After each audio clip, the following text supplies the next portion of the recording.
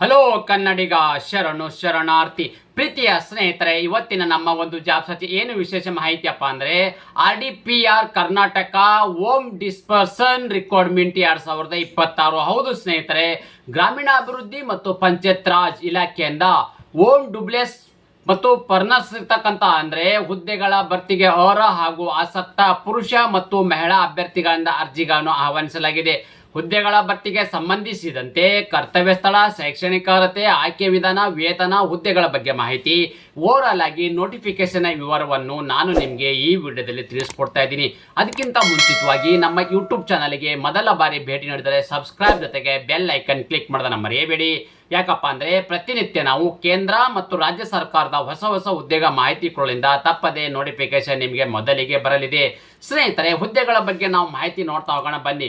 ಮೊದಲೇದಾಗಿ ಯಾವೆಲ್ಲ ಒಂದು ಹುದ್ದೆಗಳ ಅರ್ಜಿಗಳನ್ನು ಆಹ್ವಾನಿಸಲಾಗಿದೆಯಪ್ಪ ಅಂದರೆ ಹೋಮ್ ಬೂಟ್ಸ್ ಇರ್ತಕ್ಕಂಥ ಅಂದರೆ ಫರ್ನಸ್ ಇರ್ತಕ್ಕಂಥ ಹುದ್ದೆಗಳ ಅರ್ಜಿಗಳನ್ನು ಆಹ್ವಾನಿಸಲಾಗಿದ್ದು, ಹುದ್ದೆಗೆ ಆಯ್ಕೆಯಾಗಿರುವ ಅಭ್ಯರ್ಥಿಗಳ ಎಲ್ಲಿ ಒಂದು ಕೆಲಸವನ್ನು ನಿರ್ವಹಿಸಬೇಕಪ್ಪ ಅಂದರೆ ಬಾಗಲಕೋಟೆ, ಬೆಂಗಳೂರು ಮತ್ತು ಗ್ರಾಮಾಂತರ ಬೆಳಗಾವಿ, ಬೀದರ್, ಚಿತ್ರದುರ್ಗ, ದಾವಣಗೆರೆ, ಗದಗ, ಹಾಸನ, ಕೊಪ್ಪಳ, ಕೋಲಾರ, ಮೈಸೂರು ಮತ್ತು ಶಿವಮೊಗ್ಗ. ನೋಡಿ, ಕರ್ನಾಟಕದಲ್ಲಿ ಬೆಂಗಳೂರು ಸೇರಿದಂತೆ ಬಾಗಲಕೋಟೆ ಮತ್ತು ಬೆಂಗಳೂರು ಗ್ರಾಮಾಂತರ, ಬೆಳಗಾವಿ, ಬೀದರ್, ಚಿತ್ರದುರ್ಗ, ದಾವಣಗೆರೆ, ಗದಗ, ಹಾಸನ, ಕೊಪ್ಪಳ, ಕೋಲಾರ, ಮೈಸೂರು ಮತ್ತು ಶಿವಮೊಗ್ಗ ಇಷ್ಟು ಒಂದು ಜಿಲ್ಲೆಗಳಲ್ಲಿ ಅಂದರೆ ಯಾವುದಾದ್ರೂ ಒಂದು ನಿಮಗೆ ಜಿಲ್ಲೆಗೆ ಅಲ್ಲಿ ಆಯ್ಕೆ ಇರ್ತಕ್ಕಂಥ ಅಭ್ಯರ್ಥಿಗಳನ್ನ ಕೆಲಸಕ್ಕೆ ಹಾಕಿದ್ರೆ ಅಲ್ಲಿ ನೀವು ಕೆಲಸವನ್ನು ನಿರ್ವಹಿಸಬೇಕಾಗತ್ತೆ.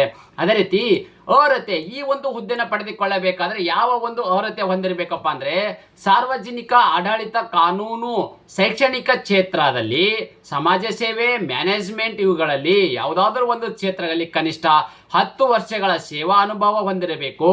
ಸಾರ್ವಜನಿಕರೊಂದಿಗೆ ಅಥವಾ ಸಮುದಾಯ ಸಂಸ್ಥೆಗಳಲ್ಲಿ ಕೆಲಸ ನಿರ್ವಹಿಸಿದ ಅನುಭವ ಒಂದು ಕಡ್ಡಾಯ ಅರ್ಹತೆವಾಗಿರುತ್ತದೆ. ನೋಡಿ, ಇಲ್ಲಿ ಯಾವುದೇ ಒಂದು ಕ್ವಾಲಿಫಿಕೇಶನ್ ಅನ್ನೋದಕ್ಕಿಂತ ಮುಖ್ಯವಾಗಿ ನೀವು ಇಲ್ಲಿ ಶೈಕ್ಷಣಿಕ ಕ್ಷೇತ್ರ ಅಥವಾ ಸಮಾಜ ಸೇವೆ, ಮ್ಯಾನೇಜ್ಮೆಂಟ್ ಇರ್ತಕ್ಕಂಥದ್ದು ಇವುಗಳಲ್ಲಿ ಯಾವುದಾದ್ರೂ ಒಂದು ಕ್ಷೇತ್ರ ಕನಿಷ್ಠ 10 ವರ್ಷಗಳ, ನೋಡಿ ಕನಿಷ್ಠ ಅಂದರೆ ಮಿನಿಮಮ್ 10 ವರ್ಷಗಳ ಕಾಲ ಅನುಭವವನ್ನು ಹೊಂದಿರಬೇಕಾಗುತ್ತೆ. ಅಂದರೆ ಸೇವೆಯನ್ನು ಮಾಡಿರ್ತಕ್ಕಂಥ ಅನುಭವವನ್ನು ಹೊಂದಿರಬೇಕಾಗುತ್ತೆ.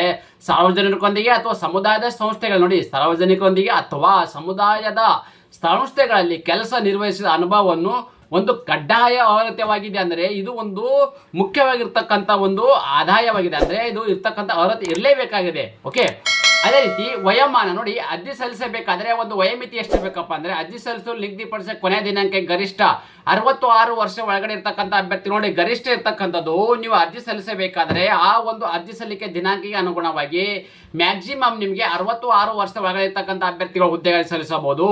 ವೇತನ ಅಂದರೆ ಆಯ್ಕೆಯಾಗಿರ್ತಕ್ಕಂಥ ಅಭ್ಯರ್ಥಿಗಳಿಗೆ ಪ್ರತಿ ತಿಂಗಳು ಸಿಗ್ತಕ್ಕಂಥ ಒಂದು ವೇತನ ಎಷ್ಟು ಅಂತಂದರೆ ಕೇಂದ್ರ ಮತ್ತು ರಾಜ್ಯ ಸರ್ಕಾರವು ಹೊರಡಿಸಿರುವ ಆದೇಶಗಳ ಅನುಸಾರ ಸಂಭಾವನೆ ಸೀಟಿಂಗ್ ಫೀಸ್ ಅಂತ ಇರ್ತದೆ. ಅಂದರೆ ಸೀಟಿಂಗ್ ಫೀಸ್ ಅಂತ ಹೇಳ್ತಾರೆ, ನೀಡಲಾಗುವುದು. ಪ್ರತಿಷ್ಠಿತ ಮಾಸಿಕ 10,000 ಗೌರವಧನ ಹಾಗೂ ಪ್ರತಿ ಸಿಟ್ಟಿಂಗ್ಗೆ 2,250ದಂತೆ ಗರಿಷ್ಠ 45,000 ಮಿತಿ ಒಳಪಟ್ಟು ಸೀಟಿಂಗ್ ಫೀಸ್ ನೀಡಲಾಗುವುದು. ನೋಡಿ, 10,000ದಿಂದ ನಿಮಗೆ ಗೌರವಧನ ಪ್ರಾರಂಭವಾಗಿದ್ದು ಅಂದರೆ ಪ್ರತಿಯೊಂದು ಸೀಟಿಂಗ್ಗೆ 2,250 ರೂಪಾಯಿ ಅಂತೆ ಗರಿಷ್ಠ 45,000 ರೂಪಾಯಿ ಮಿತಿ ಒಳಗಡೆ ಸೀಟಿಂಗ್ ಫೀಸನ್ನು ನಿಮಗೆ ಪ್ರತಿ ತಿಂಗಳು ನೀಡಲಾಗುವುದು. ಅದೇ ರೀತಿ ಅರ್ಜಿ ಸಲ್ಲಿಸಲು ಕೊನೆಯ ದಿನಾಂಕ ಯಾವ ಅಥವಾ ಅರ್ಜಿ ಸಲ್ಲಿಕೆ ವಿಧಾನ ಹೇಗಪ್ಪ ಅಂತಂದರೆ ಅಭ್ಯರ್ಥಿಗಳು ಈ ಒಂದು ಹುದ್ದೆಗೆ ಆಫ್ಲೈನ್ ಮೂಲಕ ಅರ್ಜಿಗಳನ್ನು ಸಲ್ಲಿಸಬೇಕು. ಆಫ್ಲೈನ್ ಮೂಲಕ ಅರ್ಜಿಗಳನ್ನು ಹೇಗೆ ಸಲ್ಲಿಸಬೇಕೆಂಬುದನ್ನು ನಿಮಗೆ ಇಲ್ಲಿ ಮುಂದೆ ಹೇಳುತ್ತೇನೆ, ಗಮನಿಸಿ.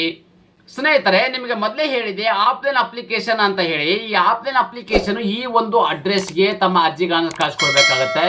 ಆಯುಕ್ತರು, ಗ್ರಾಮೀಣಾಭಿವೃದ್ಧಿ ಮತ್ತು ಗ್ರಾಮೀಣಾಭಿವೃದ್ಧಿ ಆಯುಕ್ತಾಲಯ, ಗ್ರಾಮೀಣಾಭಿವೃದ್ಧಿ ಮತ್ತು ಪಂಚಾಯತ್ ರಾಜ್ ಇಲಾಖೆ, 5ನೇ ಮಹಡಿ, ಫ್ಲಾಟ್ ನಂಬರ್ 1243, KSIIDC ಕಟ್ಟಡ, IT park, south block, Rajajinagar, industrial estate, Bengaluru 560010. ಈ ಒಂದು ಅಡ್ರೆಸ್ಗೆ ತಮ್ಮ ಅರ್ಜಿಗಳನ್ನು ಸಲ್ಲಿಸಬೇಕು. ಅದೇ ರೀತಿ ಅರ್ಜಿ ಶುಲ್ಕ, ನೋಡಿ ಯಾವುದೇ ಅರ್ಜಿ ಶುಲ್ಕ ಇರುವುದಿಲ್ಲ. ಅಂದರೆ ಯಾವುದೇ ಒಂದು ಕೆಟಗರಿ ಸಂಬಂಧಪಟ್ಟ ಅಭ್ಯರ್ಥಿಗಳಿಗೆ ಅರ್ಜಿ ಶುಲ್ಕದಿಂದ ವಿನಾಯಿತಿ ನೀಡಲಾಗಿದೆ. ಅರ್ಜಿ ಸಲ್ಲಿಸಲು ನಿಗದಿಪಡಿಸಿದ ದಿನಾಂಕದ ವಿವರ ನೋಡೋದಾದರೆ ಅರ್ಜಿ ಸಲ್ಲಿಸಲು ಪ್ರಾರಂಭ ದಿನಾಂಕ ಮಾರ್ಚ್ 25, 2026 ಆಡಿ ಪ್ರಾರಂಭವಾಗಿದ್ದು ಅರ್ಜಿ ಸಲ್ಲಿಸಲು ಕೊನೆಯ ದಿನಾಂಕ ಏಪ್ರಿಲ್ 24, 2026 ಒಳಗಡೆ ತಮ್ಮ ಅರ್ಜಿಗಳನ್ನು ಸಲ್ಲಿಸಬೇಕಾಗತ್ತೆ.